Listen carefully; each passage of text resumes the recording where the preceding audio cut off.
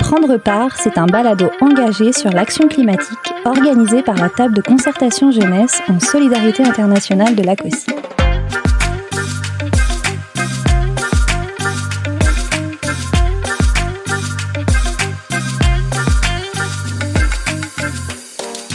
Bonjour et bienvenue à toutes et à tous. Je m'appelle Sandrine Elie et je suis fébrile à l'idée de vous accompagner dans cette saison consacrée à la souveraineté alimentaire, comment cultiver nos droits. Dans cet épisode, j'ai la chance d'avoir avec moi Émilie Schwartz. Salut! Donc, tu es co-instigatrice d'un groupe de transition citoyen sur ta côte nord, en fait, d'adoption, créatrice d'un balado La Voix des régions. Depuis 2022, tu es chargée de la mobilisation pour Vigilance OGM, où est-ce que tu animes un balado intitulé Des Rachels qui changent le monde. C'est un podcast qui retrace 60 ans de sciences de nature et de lutte contre les pesticides. Donc, merci d'être avec nous aujourd'hui. Mais ça me fait vraiment plaisir. J'ai d'ailleurs eu la chance d'écouter quelques épisodes de ton balado Des Rachels qui changent le monde, puis j'ai vraiment beaucoup aimé. On sent dans les épisodes de ta fébrilité, ta passion, puis j'ai l'impression que tu es quelqu'un qui s'investit beaucoup dans ce que tu fais. Donc, avant toute chose, j'aimerais savoir qu'est-ce qui t'anime dans la vie, qu'est-ce qui te met en action par rapport à autant ces causes-là ou en général. Mais je pense que au fond de moi, j'ai toujours eu comme une sorte de petite flamme qui est vraiment puissante parfois. Moi, j'ai fait plus une formation de terrain au cégep et ça m'a permis de comprendre ce que c'était concrètement l'environnement, la nature et ce que j'avais envie de défendre. Mes implications personnelles m'ont un peu formée à l'école de la vie et ce qui fait qu'aujourd'hui, je suis chargée de mobilisation donc dans la super équipe de Vigilance OGM.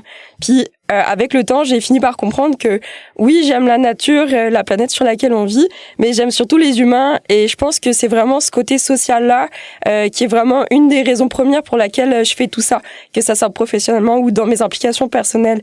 Je pense que des fois, je me dis un peu naïvement que si on arrive à sauver la planète, on va peut-être pouvoir sauver ces humains-là qui vivent dessus.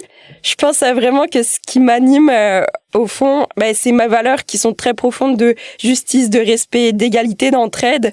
Et je pense que j'ai vraiment une petite boussole intérieure qui est très, très aiguisée et qui semble alignée avec ça. Donc, je carbure vraiment aux idées et j'ai vraiment besoin de les rendre concrets. Et j'aime vraiment... Comme, tu sais, il y a vraiment un côté créatif aussi à tout ça. Et je pense que les enjeux auxquels on fait face sont tellement gros qu'il faut qu'on réussisse à les attraper avec ce qui est possible pour nous. Donc, j'aime vraiment sentir qu'ensemble, on a du pouvoir comme citoyens et citoyennes et que ça commence localement. Puis, à côté de ça, c'est sûr que mais pour pouvoir avancer dans ce domaine-là, il faut savoir se ressourcer. Donc, j'hésite pas à aller rechercher l'essentiel, notamment aller camper, randonner, jouer avec mon chien, profiter du temps avec mes amis et ma famille. Donc, voilà. Et jouer au hockey aussi. Alors, ça m'aide pas mal à décompresser. Je suis contente que tu aies abordé l'aspect de la créativité parce que c'est quelque chose qui me touche beaucoup aussi. Ce projet de balado-là, c'est un peu ça aussi, c'est d'avoir un médium qui est créatif pour discuter, échanger, connecter les uns avec les autres. Donc, je te rejoins beaucoup par rapport à ça. C'est quelques fois qu'on le dit, tu travailles pour Vigilance OGM. Puis, dans cet épisode, j'avais envie qu'on se plonge un peu plus par rapport à l'alimentation d'un point de vue concret. Qu'est-ce qu'on mange? Qu'est-ce qu'on met dans notre organisme? Comment est-ce qu'on cultive différents éléments? Puis, pour commencer justement sur des bonnes bases ou à tout le moins tous sur les mêmes, est-ce que tu pourrais nous expliquer c'est quoi un OGM? Puis peut-être aussi c'est quoi un pesticide, qu'on puisse ensuite avoir une conversation constructive autour de ça. Puis quand je réfléchissais aussi au sujet, il y a une personne moi qui me disait c'est qui ou pourquoi on a eu cette brillante idée d'un jour inviter ça. J'aime à croire que c'est peut-être pour une raison qui était constructive à la base. Oui, alors c'est ce qu'on pense. C'est beaucoup de mythes qui sont véhiculés. Je peux commencer par expliquer c'est quoi un peu les OGM. Donc, dans le fond, un organisme génétiquement modifié ou OGM, et c'est un organisme vivant. Donc, ça peut être une plante, un animal, un champignon qui va être génétiquement modifié en laboratoire pour donner finalement à cet organisme de nouvelles caractéristiques. Je veux bien faire la distinction dans le fond, avec d'autres techniques qui sont vraiment ancestrales et naturelles, comme l'autofécondation et l'hybridation, que les sociétés humaines ont presque toujours utilisées pour obtenir des variétés correspondant mieux à leurs besoins. Donc, dans le fond, en agriculture, la plupart des plantes cultivées et des animaux domestiques que nous connaissons aujourd'hui ont été soumis à une sélection génétique au fil des siècles, mais c'est différent de ce qu'on appelle les organismes génétiquement modifiés. Donc je voulais faire la distinction. Puis dans le fond, la technique la plus commune qu'on utilise pour faire des OGM, c'est la transgénèse. Ça permet, dans le fond, de greffer un ou plusieurs gènes étrangers provenant d'une espèce à une autre espèce. Donc finalement, l'être qu'on a créé avec ça n'existe pas à l'état naturel. Aussi, il y a beaucoup de développement là-dedans, beaucoup d'argent qui est investi. Il y a maintenant ce qu'on appelle aussi les nouveaux OGM. D'ailleurs, l'industrie de l'agrochimie a même réussi à faire passer la pilule au gouvernement canadien, Santé Canada notamment, que ce sont pas véritablement des OGM. Donc le gouvernement a autorisé l'industrie à s'auto-réglementer par rapport à ces nouveaux OGM-là. C'est vraiment une grosse défaite qu'on a subie en 2023. D'ailleurs, pour information, parce qu'on va aussi parler un peu d'alimentation biologique, des produits, pour qu'ils soient bio, il faut qu'ils soient exempts d'OGM. Donc, comment on peut s'assurer, dans le fond, que les champs ne seront pas contaminés si on laisse l'industrie le choix d'une transparence volontaire? Donc, c'est vraiment un des gros dossiers que Vigilance OGM travaille depuis 2 ans. Si je continue sur les OGM, tu me demandais un peu qui c'est qui a créé ça et c'était quoi l'idée en arrière de ça. Eh ben, je pense qu'on peut dire que un des plus grands mythes sur les OGM, c'est qu'ils ont été créés pour nourrir le monde. Mais en fait, c'est faux. Depuis l'apparition des OGM il y a plus de 20 ans, il y a des centaines de millions de dollars qui ont été investis dans la recherche et par les compagnies de biotechnologie et par nos gouvernements. Et ça n'a pas été pour réduire la faim dans le monde. Jusqu'ici, il n'y a aucune culture génétiquement modifiée qui sont disponibles sur le marché, qui ont été conçues pour accroître la productivité ou la valeur nutritive des aliments, ni même pour résister à la sécheresse, à la salinité, ou encore pour s'adapter au changement climatique, qui est comme un peu la nouvelle dernière mode. Par contre, ces organismes génétiquement modifiés-là, il y a quasiment 100% de ces plantes qui sont créées pour tolérer un ou plusieurs herbicides, dont notamment le pesticide, dans le fond, comme le Roundup par exemple. Et ces pesticides-là sont vendus par les mêmes industries qui produisent les OGM et qui les vendent. Donc on s'entend ça peut les arranger aussi de ce point de vue-là. Donc c'est ça. L'objectif, ça n'a pas été de nourrir le monde, comme l'annoncent tous ces géants-là. Aussi, dans le fond, nous, on a tendance à dire que OGM égale pesticide parce que, comme je l'ai dit, finalement, quand on organise des organismes génétiquement modifiés, on utilise quasiment toujours des pesticides avec ça. Donc ça te fait déjà une petite idée là de ce que c'est les OGM. Puis, est-ce que tu veux que je te parle un peu des pesticides? Oui, ben c'est ça, parce que là, tu nous nommes qu'il y a un lien entre les deux. Fait oui. C'est quoi le rôle des pesticides? Puis à ce moment-là, pourquoi est-ce qu'on a inventé des pesticides? Super. Ben, dans le fond, c'est ça. Les pesticides, c'est comme un terme un peu plus générique. Ça englobe les insecticides, les fongicides, donc contre les champignons, les herbicides et les raticides, par exemple, contre les rats. En gros, c'est ce qui tue des insectes, des champignons, des plantes ou des animaux qu'on va juger nuisibles. Bon, ça, c'est nous qui décidons de les juger comme ça. Et les pesticides sont créés en laboratoire. Entre eux, ils vont faire des réactions chimiques. On parle de milliers de types de pesticides différents. Puis, juste au Canada, il y en a au-delà de 6000. Donc, c'est vraiment énormément. Et ce qui est aussi intéressant là-dedans, c'est que on sait jamais à 100% de quoi est composé un pesticide. Si on prend par exemple le cas des herbicides à base de glyphosate, les plus répandus, le principe dit actif, en gros, c'est le glyphosate. Et ça représente en fait que 40% du produit tel qu'il est vendu. Donc tout le reste des composantes est gardé sous secret industriel. Hein? Donc c'est ça qu'on va utiliser, c'est ça, beaucoup en agriculture, etc. Puis dans le fond, pourquoi on a développé ça? Ça a vraiment été dans la foulée de la dernière guerre mondiale. Dans le fond, ça a été la reconversion de l'industrie de guerre.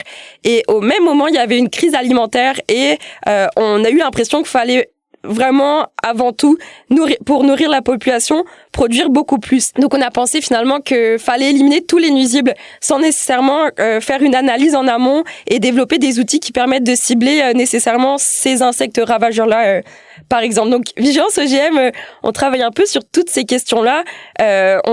Vraiment, notre action est basée sur l'importance du droit de savoir, de la transparence et aussi du principe de précaution qui est vraiment un principe de base en sciences. Donc, c'est ça. t'as déjà, de manière indirecte, répondu à ma question, mais je voulais quand même savoir, en tant que citoyenne ou en tant que citoyen, pourquoi est-ce qu'on devrait se mobiliser sur la question des pesticides et des OGM? Déjà, dans les pistes des réponses que tu me nommais, puis que moi, me donne envie de me mobiliser, c'est toute cette idée-là que les pesticides ne choisissent pas un insecte nuisible ou un insecte qui est un allié, en fait, aux cultures. Puis tellement de réflexions aussi sur après ça, avec les pluies, comment ça se retrouve dans la terre, comment ça se retrouve peut-être dans nos rivières, le reste. Donc, pourquoi est-ce qu'on devrait se mobiliser là, face à ça? Oui, et je veux juste commencer aussi par dire qu'il y a vraiment beaucoup de types de pesticides qui ont tous des effets différents. Donc, je rentrerai pas dans les détails là-dedans. Mais oui, en fait, dans le fond, c'est vraiment... C'est beaucoup d'impact en chaîne et je vais en reparler un peu plus tard. Mais pourquoi se mobiliser? Je pense qu'il y a vraiment beaucoup de raisons et chacun peut aller trouver peut-être la raison qui le motive encore plus. Peut-être commencer par dire que finalement, manger et s'alimenter, ça nous concerne tous. Au Québec, on passe en moyenne presque 2 heures par jour à manger, sans compter tout le temps qu'on va passer à l'épicerie, à cuisiner, etc. Donc c'est vraiment un besoin de base.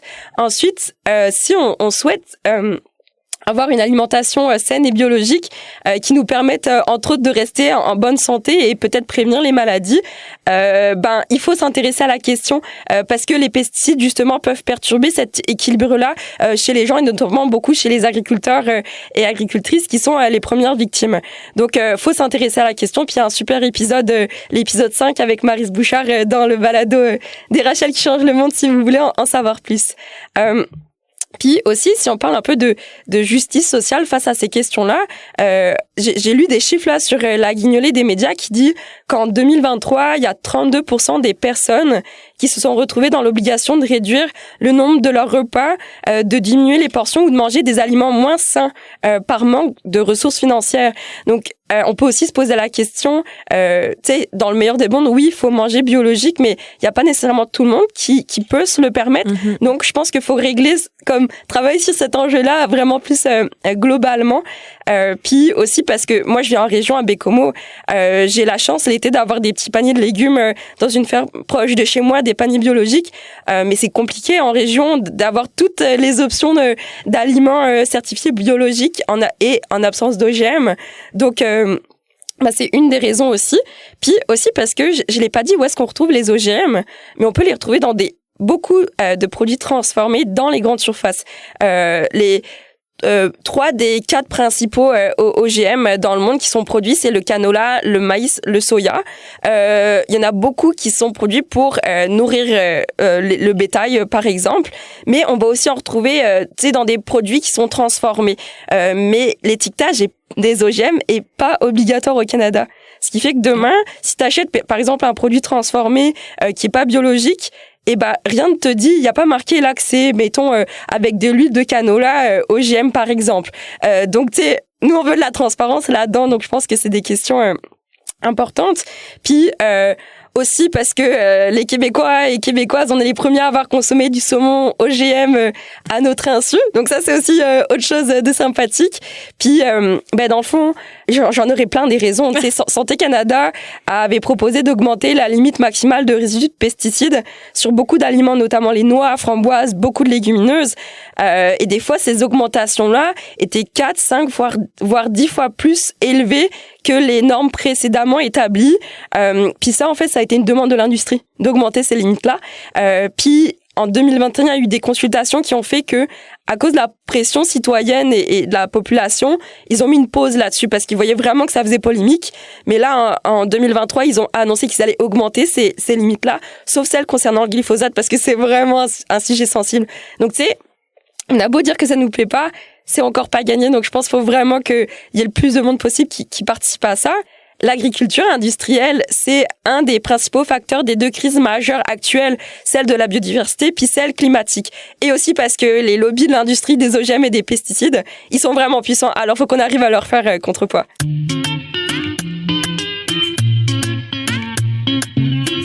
Qu'est-ce que sont les inégalités selon les membres de l'ACOSI ? Les inégalités renvoient principalement à un désavantage social. Elles surviennent lorsqu'une personne ou un groupe de personnes ont un accès à des ressources, des biens, des services et que cet accès est socialement hiérarchisé. Cette hiérarchisation entre personnes et groupes de personnes est produite et reproduite par l'existence de systèmes oppressifs tels que le racisme systémique et le patriarcat. Ainsi, les inégalités s'observent entre personnes selon l'âge, la classe économique, le genre ou la race, par exemple. Cette définition est tirée du lexique de la solidarité internationale développé par la COSI dans une perspective de décolonisation des savoirs.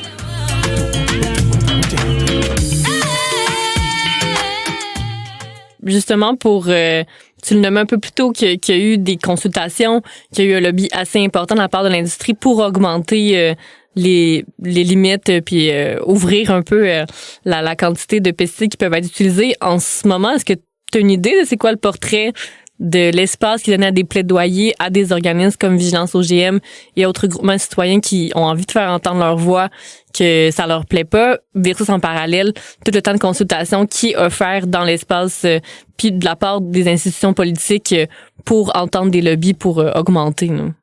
Mais dans le fond, je peux peut-être commencer par un exemple. L'industrie des pesticides travaille avec beaucoup de lobbyistes. Dans le fond, le lobbying, c'est faire la promotion d'intérêts commerciaux, d'intérêts privés pour des entreprises. Ils ont beaucoup de ressources financières pour réaliser ça. Et dans le fond, eux, leur but, c'est d'aller discuter avec les instances gouvernementales et le grand public pour essayer de les convaincre, notamment de faire des changements au niveau de la réglementation. Donc ils ont vraiment des liens étroits avec ces classes politiques-là, ces fonctionnaires. Il y a beaucoup de phénomènes, notamment les portes tournantes. Ça, c'est quand, par exemple, un employé travaille pour le secteur public, s'en va dans le secteur privé ensuite ou inversement. Donc ça fait qu'ils partent là, ils ont beaucoup de connaissances sur comment fonctionnent les systèmes. Donc c'est sûr qu'on peut imaginer que ça influence beaucoup la manière dont sont prises les décisions. À l'inverse, du côté des OBNL, par exemple, c'est plus un travail qui est fait sur des causes collectives d'intérêt public. Et ce qu'on sait de l'industrie des pesticides, bon, évidemment, c'est que ça exercer une pression très forte là au Canada, donc à l'échelle fédérale, mais aussi à l'échelle provinciale. Puis la technique de base, c'est de faire des rencontres avec les décideurs publics. Ce qui est intéressant, c'est que tout le monde peut avoir accès, même en tant que citoyen, au registre des lobbyistes canadiens. C'est disponible en ligne. Puis par exemple, sur 12 mois entre 2021 et 2022, si on prend par exemple le président de CropLife, qui est le plus gros lobby de l'industrie des pesticides et des OGM, il a obtenu pas moins de 40 rencontres avec des élus et des fonctionnaires fédéraux. Donc si on enlève les mois de l'été, c'est à peu près une rencontre par semaine. On s'entend que nous, on n'a pas autant d'opportunités en tant qu'OBNL pour rencontrer les élus et même si on a des rencontres avec eux, mais c'est ça. Je pense que le rapport de force est pas du tout le même. Puis je dirais même, si tu me permets une parenthèse, on n'a pas autant d'opportunités et de ressources. Exactement. Pour se permettre autant de rencontres pour faire valoir nos points, là. Exactement. Puis écoute, là je t'ai parlé des rencontres, mais l'industrie il utilise aussi plein d'autres techniques, notamment des études bidons des fois sur lesquelles ils vont se baser. Ils font recours à des influenceurs ou des fausses ONG qui sont rémunérées par l'industrie pour essayer de faire de la fausse communication finalement par rapport à ce qu'ils font. Ils essaient de décrédibiliser les opposants. Nous, on est ciblés aussi à travers ça, à Vigilance OGM. Donc, c'est vraiment un jeu complexe et je pense que faut vraiment qu'on arrive à faire contrepoids et on y arrive quand même. Tu sais, on sort des scandales. Là. Radio-Canada, ils couvrent des affaires. Puis pas, tu sais, Le Devoir aussi, c'est fou là. Tu sais, ils sont pas très bons des fois sur certains points. Je pourrais t'en reparler plus tard. Mais malheureusement, c'est ça leurs erreurs. Au moins, si on est vigilant, puis qu'on est présent sur la scène, mais on arrive à attraper leurs mauvais coups pour faut être vigilant, ouais, exact. Mettre de l'avant. Puis bon, tu nous as nommé quelques lois qui en 2023 nous enchantent pas vraiment. Est-ce que cependant, au Québec, au Canada, dans les dernières années ou dans l'histoire, est-ce qu'on s'est doté de différents mécanismes ou différentes législations pour se protéger de des débordements ou de des situations, de placer un cadre pour notre santé, hein? Mais dans le fond, c'est sûr qu'il y a de la réglementation qui entoure, dans le fond, les pesticides notamment. Au fédéral, le gouvernement du Canada, il a une agence de réglementation qui s'appelle l'ARLA. Et dans le fond, tout l'étiquetage, par exemple, des pesticides vont être définis par la loi sur les produits antiparasitaires. Ce qui est drôle quand même par rapport à ça, c'est que le gouvernement se base principalement sur des études de l'industrie et des études qui sont pas vérifiables par les pairs, qui restent comme cachées entre guillemets. On a déjà fait des demandes d'accès à l'information pour savoir notamment sur quelle étude le gouvernement s'était basé pour augmenter les limites maximales de résidus de pesticides. Puis on a obtenu des pages blanches. Donc c'est difficile là de s'assurer. Tu sais, la base de la science, c'est que d'autres chercheurs vont pouvoir vérifier des études qui ont été faites. Donc c'est finalement des études indépendantes. Puis le gouvernement, il se passe pas du tout assez là-dessus. Donc nous, c'est une critique qu'on a. Donc oui, il y a des mécanismes et on peut les questionner. À l'échelle provinciale, c'est vraiment la province qui va réglementer la circulation, décider des règles qui entourent l'usage des pesticides. Donc notamment avec la loi sur les pesticides. Puis les municipalités ont, en fait, chaque palier inférieur peut être plus strict comparé à l'échelle supérieure. Et ça, c'est vraiment intéressant. Ça veut dire que demain, je pense que toi, tu viens de Québec, c'est ça? T'habites à Québec? Moi, je suis une Victoriaville, mais j'habite à Québec. Ah, mais tu vois, Québec, t'as dû entendre la bonne nouvelle. La ville de Québec a bientôt là une réglementation sur les pesticides et ils vont interdire la vente et l'utilisation du glyphosate. C'est énorme, là. C'est comme la ville a suivi le modèle de Montréal, de Laval. Donc les municipalités n'importe où au Québec ont le pouvoir de rendre ça plus strict. Donc ça ressemble à ça. Puis écoute, malgré ces lois et règlements là, par exemple en 2017, Santé Canada a réévalué le glyphosate et a autorisé finalement encore 15 ans d'utiliser le glyphosate et il s'est basé encore principalement sur des études de l'industrie. Donc ça pose vraiment problème. Alors qu'en même temps, en 2015, le Centre international de recherche sur le cancer l'a catégorisé le glyphosate comme cancérogène probable. Donc on peut se demander là, qu'est-ce qu'on pourrait faire pour améliorer ça. Puis ce qu'on sait des OGM, c'est qu'il y a toujours pas d'étiquetage obligatoire. Puis là, on s'est beaucoup concentré au Québec, au Canada. Je crois que c'est hyper pertinent parce que c'est ça qui a un impact direct sur nous. Qu'est-ce qu'on consomme? Mais il y a toutes sortes de produits qui sont importés, qui viennent d'ailleurs. Donc, je me demandais si c'était à l'aise, en fait, qu'on discute un peu de la scène internationale. En ce moment, c'est quoi le portrait de l'ampleur des pesticides, des OGM ailleurs dans le monde? Puis, je sais aussi que d'un point de vue justement de nous, notre angle d'un organisme de coopération, il y a aussi différents enjeux financiers aux agricultrices, agriculteurs partout dans le monde qui achètent les pesticides, qui peut-être achètent des OGM en se faisant vendre par différentes industries que ça va avoir une meilleure rentabilité, ça va être mieux et qui finissent par en fait s'enchaîner dans des loops d'endettement parce que ça altère leur terre ou par la suite justement ils doivent acheter comme tu disais le pesticide ou d'autres éléments qu'ils n'avaient pas prévus du tout là, versus une semence qui serait ancestrale ou qui serait adaptée justement au changement climatique puis aux conditions. Mais absolument, dans le fond, on l'a dit tout à l'heure, l'industrie des OGM et des pesticides est vraiment très puissant. Dans le fond, il y a 4 sociétés qui appartiennent à des pays du Nord, qui contrôlent 70% du marché mondial des pesticides notamment. Dans le fond, Bayer a racheté Monsanto, il y a Syngenta, Corteva et BASF. Puis, dans le fond, tu l'as dit un peu, ces géants-là, ils imposent un modèle agricole intensif dépendant des intrants, donc des semences à pesticides, engrais, carburants. Et ça favorise la course au profit et tout ça au détriment des agriculteurs et des agricultrices. Donc oui, les agriculteurs et les agricultrices souffrent d'une perte d'autonomie. Quand on va introduire des semences génétiquement modifiées, souvent la suite à ça, c'est le retrait de variétés qui sont pas génétiquement modifiées, qui sont peut-être plus ancestrales. Ça force aussi l'agriculteur et l'agricultrice à acheter des semences génétiquement modifiées qui appartiennent finalement à ces industries-là. Donc finalement, les agriculteurs sont pris au piège. Les coûts de ces semences-là génétiquement modifiées, ils augmentent vraiment vite et ça constitue au bout du compte, une part importante des frais agricoles qui vont avoir ces agriculteurs là. Et on s'entend aussi qu'ils sont très peu consultés quand il y a ces changements-là. Et ce qui est vraiment triste aussi avec tout ça, et je l'ai dit un peu tantôt, c'est eux les premières victimes. La consommation mondiale des pesticides, elle est vraiment en hausse malgré le fait qu'on connaît les effets sur la santé et l'environnement. On sait notamment aujourd'hui qu'environ 385 millions de cas d'empoisonnement grave et involontaire par les pesticides sont recensés à chaque année. Et dans le fond, si on regarde la population mondiale qui travaille dans les exploitations agricoles, ça représente 44% de cette population-là. C'est vraiment énorme.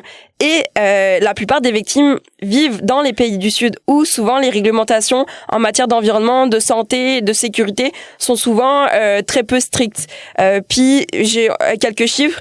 Dans le fond, ces intoxications-là entraînent environ 11 000 décès par année et près de 60% de ces décès surviennent en Inde.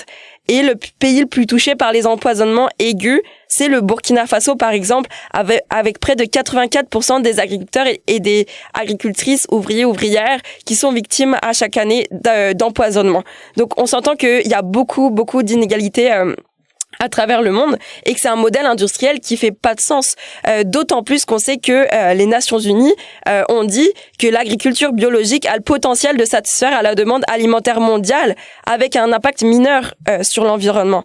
Donc, tu sais, je pense sincèrement que dans un contexte de changement climatique, d'effondrement de la biodiversité, on doit vraiment changer de modèle puis surtout replacer les paysans, les paysannes au centre de la production agricole et de pas laisser cette poignée de compagnie-là contrôler tout ce système alimentaire-là. Tu sais, ces gens-là, ils ont la connaissance, l'énergie, les réseaux nécessaires pour répondre au changement climatique puis à leur situation également.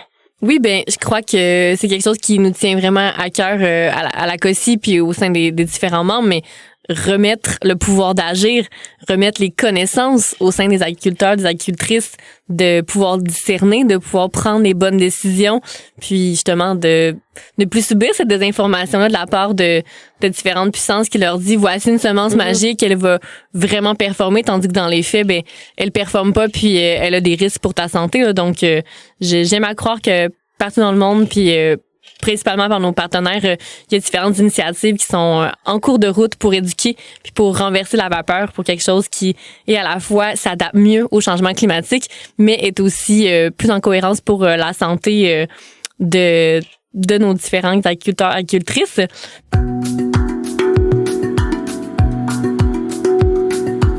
Qu'est-ce que le bien commun selon les membres de la COSI ?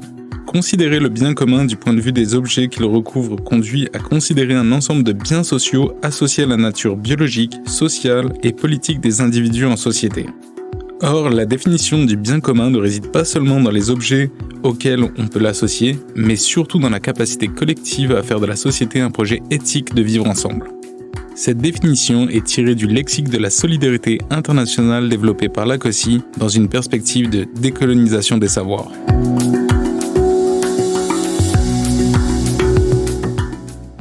Comment est-ce que si on écoute cet épisode, puis l'enjeu en tant que citoyenne, nous interpelle, comment est-ce qu'on peut prendre action par rapport à ça, ou juste de votre côté, chez Vigilance OGM, comment est-ce que vous mobilisez votre communauté, en fait, autour des enjeux liés à l'alimentation, mais en fait, autour de ce bien commun-là, qui est l'accès à la terre, l'accès à une alimentation qui est saine, puis le droit, en fait, de se nourrir, qui est un bien de base, là. Ben, je pense que la première des choses, c'est qu'on peut essayer de réaliser que si on veut manger des aliments sains et biologiques, ben il y a quelqu'un qui les produit en arrière. Et souvent, il y a des équipes de marché, machères, qui travaillent vraiment très fort pour nourrir la communauté. Donc, je pense que faut vraiment qu'on les soutienne. Ben, d'un point de vue plus agricole, on peut inviter les gens éventuellement à s'abonner à un panier bio local à côté de chez eux pour rendre possible finalement et soutenir cette agriculture diversifiée là à petite échelle. Je référerai notamment au réseau des fermiers et fermières de famille c'est tout un réseau là de partout au Québec si les gens veulent trouver de quoi proche de chez eux.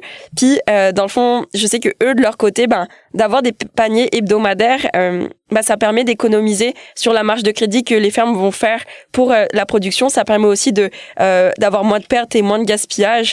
Puis, tu sais, ils nous encouragent aussi à manger selon les saisons. Et aussi, je voulais préciser, tu sais, c'est pas blanc ou noir. Tu sais, comme il y a des agriculteurs qui vont pas nécessairement être en bio, mais qui vont avoir vraiment une conscience d'approche de santé du sol, approche préventive de biodiversité, etc. Et dans l'autre sens, il y a aussi des grosses monocultures d'agriculture certifiée bio, que des fois c'est produit à l'étranger avec peut-être pas les mêmes normes. Donc c'est ça, juste soutenir finalement les agriculteurs qui sont proches de chez nous. Et d'un point de vue, dans le fond, sur les enjeux globaux, ce qu'on peut faire, c'est s'informer. J'inviterai le monde à écouter le balado des Rachel qui change le monde, notamment. Puis, tu sais, c'est aussi, je pense, important de soutenir les groupes en environnement, comme Vigilance OGM, par exemple, ou d'autres groupes, parce qu'il n'y a pas tout le monde individuellement qui peut faire ce travail de recherche-là, ce travail de mobilisation-là. On a un manifeste sortir du glyphosate, on a 15 revendications pour sortir de notre dépendance aux pesticides. Et ce qu'on fait souvent, c'est que on fait des appels à l'action à la population, à nous mobiliser. On les invite notamment à envoyer des courriels à leurs élus. Souvent, c'est des courriels qu'on a déjà préécrits. Donc, c'est vraiment des actions qui prennent 1 minute, mais qui peuvent avoir du poids quand tout le monde participe. On les invite à appeler les ministères quand il y a des scandales, par exemple, pour dire que, non, c'est un sujet important pour eux. On organise des manifestations dans les villes. Puis, ce qu'on fait aussi, et ça c'est un peu mon travail, c'est de faire des clés en main. Tu sais, on sait, là, on est conscient à quel point les gens sont occupés. Souvent, les gens engagés sont engagés dans plein d'autres choses. Donc, on a besoin de monde sur place qui prennent cette action clé en main-là et qui est capable de l'appliquer, de la rendre concret finalement.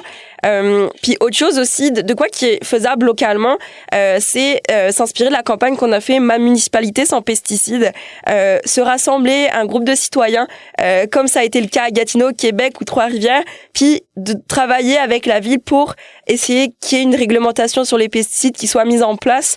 Comme je l'ai dit, c'est vraiment d'un point de vue municipal, ils peuvent être plus stricts là au niveau de la réglementation. Puis tu sais, dans le fond, c'est participer aussi à toutes les actions qui, au final, vont contribuer à faire une échelle de pression là sur les leviers sur lesquels on a envie d'appuyer. Wow. Pour te laisser sur une note positive, j'aimerais te poser la question, comment prendre part à l'action climatique? Je pense que déjà dans l'épisode, il y a maintes pistes de réponses, mais si jamais tu voulais ajouter quelque chose. Oui. Alors, je vais reprendre ma casquette un peu de chargée de mobilisation. Je pense que j'aimerais inviter les gens qui nous écoutent à aller aux séances publiques de votre conseil municipal. Je pense que la politique, c'est un endroit, et surtout municipal, où les jeunes et les moins jeunes seraient vraiment gagnants à plus s'impliquer. Il y a l'espace pour nous entendre, puis je pense qu'il faut qu'on prenne cet espace-là. On est des citoyens, puis tu sais pourquoi justement ne pas proposer à votre municipalité d'adopter un règlement sur les pesticides si c'est pas encore fait. Puis aussi, c'est ça, en tant que citoyen, je pense qu'on a le pouvoir de prendre part à la vie démocratique. Il y en a qui diraient que c'est même notre devoir. Et tu sais, on a déjà beaucoup de missions en tant que citoyen. Aller voter pour ceux qui peuvent, aller aux séances municipales, participer aux consultations quand il y en a, que ça soit n'importe quel palier gouvernemental, interpeller, questionner ses élus. Ils sont là pour nous représenter. Donc, c'est vraiment important de les rencontrer, s'intéresser à la vie communautaire. Puis, je pense que vraiment, si on arrive à se réapproprier ces espaces-là, qui sont sous-utilisés parfois par les citoyens pour tout un tas de raisons, c'est ça, on peut vraiment être gagnant. J'aimerais aussi suggérer d'utiliser les médias et écouter surtout en région, se faire des contacts avec les journalistes, etc. Ça permet des fois d'écrire des lettres ouvertes qui couvrent les événements quand vous les faites, puis de pas avoir peur de s'exprimer. Ça, c'est vraiment un truc qui est très présent en moi. Là, je me sens jamais experte. Même là, j'ai passé beaucoup de temps là à préparer cette entrevue, mais je pense qu'on a le droit de faire part de nos préoccupations en tant que citoyen. Puis si on a des références scientifiques, tant mieux. Mais il y a toujours, je pense, une manière de formuler les choses qui vont faire en sorte qu'on va se sentir légitime de ressortir ce qu'on sent. Puis comme je pense que ça peut être une qualité ou un défaut là, mais dans ma tête, j'ai toujours espoir, quel que soit le sujet ou les luttes, qu'on peut gagner. Alors ça fait que je suis peut-être un peu des fois têtue et bornée, mais tu sais, je me dis qu'on peut toujours inverser la tendance, puis ou au moins limiter les dégâts. Et je pense sincèrement qu'on a du poids.